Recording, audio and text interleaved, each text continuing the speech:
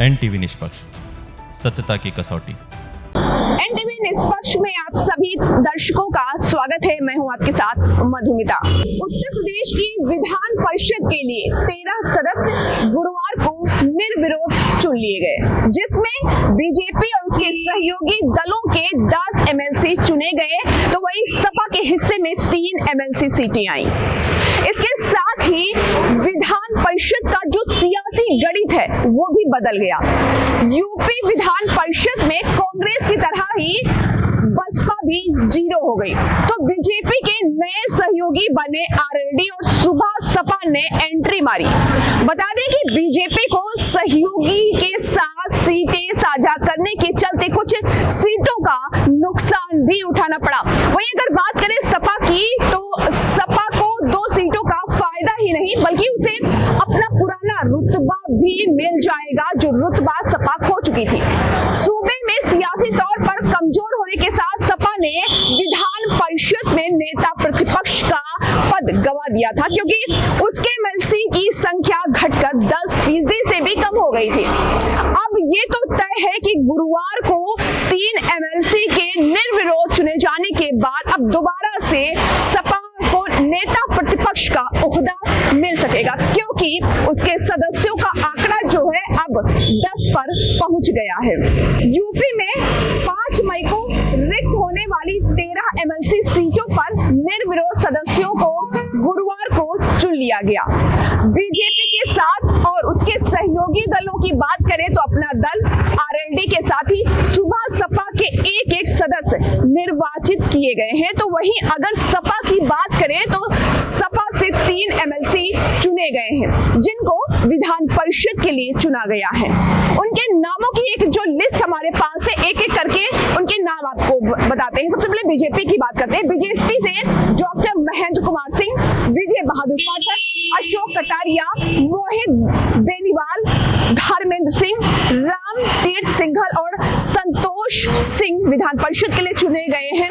वहीं बीजेपी के सहयोगी अपना दल से आशीष पटेल, आरएलडी से योगेश चौधरी और सुबह सपा की बात करें तो सुबह सपा से विजय लाल राजभर निर्विरोध एमएलसी चुने गए हैं। वहीं सपा से बलराम यादव, शाह आलम उर्फ गुड्डू जमाली और किरण पाल कश्यप को निर्विरोध निर्वाचित घोषित किया गया है। अब सवाल उठता है, क्या सपा को दोबारा मिलेगा ओहदा और कैसे? ऐसा माना जा रहा है कि सपा के 3 एमएलसी निर्विरोध चुने जाने के बाद अब दोबारा से उसे विधान परिषद में नेता प्रतिपक्ष का पद मिल जाएगा, जो सपा ने पहले खो दिया था। सत्ता परिवर्तन होने के बाद से विधानसभा में सपा की हालत लगातार कमजोर होती जा रही थी, क्योंकि उसके चलते विधान परिषद में सदस्यों की जो संख्या थी वो घटने लगी थी। इसके बाद स्थिति ये हो गई थी कि सपा एमएलसी की संख्या 10 से नीचे आ गई। जुलाई 2022 की बात करें तो सपा की सदस्य संख्या घटकर 9 हो गई थी, और इसके बाद सभापति ने सपा की नेता प्रतिपक्ष की मान्यता ही खत्म कर दी थी, और उस समय लाल बिहारी यादव नेता प्रतिपक्ष थे। यूपी में जिन 13 एमएलसी सीटों पर चुनाव हुआ है उसमें आपको बता दें सपा की एक ही सीट थी, और जबकि पार्टी के सदस्यों की जो कुल संख्या थी वो 8 थी। विधान परिषद में स्वामी प्रसाद मौर्य के इस्तीफा देने के बाद सपा के 8 सदस्य ही बचे हैं। पार्टी के प्रदेश अध्यक्ष नरेश चंद्र उत्तम पटेल की बात करें तो कार्यकाल खत्म हो रहा है, जिसके चलते उसके सदस्यों की जो संख्या वो घटकर 7 रह जाएगी। ऐसे में गुरुवार को सपा के 3 निर्विरोध विधान परिषद सदस्य चुन लिए जाने के बाद पार्टी के सदस्यों का जो आंकड़ा है वो बढ़कर 10 पर पहुंच गया है। यूपी विधान परिषद में कुल सदस्यों की संख्या की अगर बात करें तो इसकी वर्तमान में कुल संख्या जो है वो 100 है, और नेता प्रतिपक्ष के लिए 10% सदस्य होना जरूरी है, यानी कि 10। एमएलसी सपा के 3 सदस्यों के निर्विरोध चुने जाने के बाद बढ़कर अब ये 10 पहुंच गई है। सपा के एमएलसी सदस्यों की संख्या दहाई में पहुंचते ही नेता प्रतिपक्ष के ओहदे के लिए दावा कर सकेगी।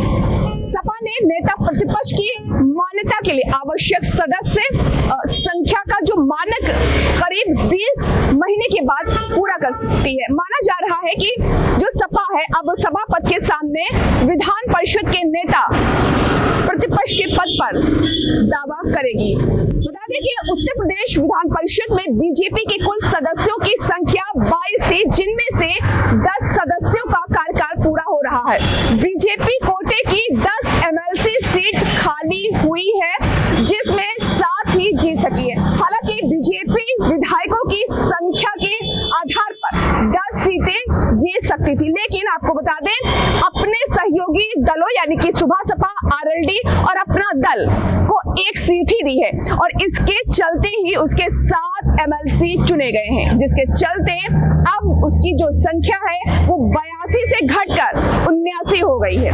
विधान परिषद में बसपा से इकलौते सदस्य भीमराव अंबेडकर का कार्यकाल 5 मई को खत्म हो जाएगा। इसके साथ 13 एमएलसी के निर्विरोध चुने जाने के बाद बसपा का प्रतिनिधित्व खत्म हो गया। बसपा के विधानसभा में मात्र 1 सदस्य, जबकि विधान परिषद में 1 भी सदस्य 5 मई के बाद नहीं होगा। वही बीजेपी के साथ हाथ मिलाने का फायदा सुबह सपा और आरएलडी को मिला है। आपको बता दें कि ओम प्रकाश राजभर की सुबह सपा का कोई सदस्य पहली बार एमएलसी बना है, तो आरएलडी को भी लंबे समय के बाद एंट्री मिली। यूपी में कुल 100 विधान परिषद सीटें हैं। 13 एमएलसी सीट पर चुनाव होने के बाद बीजेपी के 79, सपा के 10 और अपना दल के 1, आरएलडी के 1, सुबह सपा के 1 सदस्य चुने गए। इसके अलावा राजा भैया की जनसत्ता दल से 1, शिक्षक गुट से 1 और निर्दलीय से 2 सदस्य हैं। स्वामी प्रसाद मौर्य के इस्तीफा देने के चलते 1 एमएलसी सीट खाली हो गई है।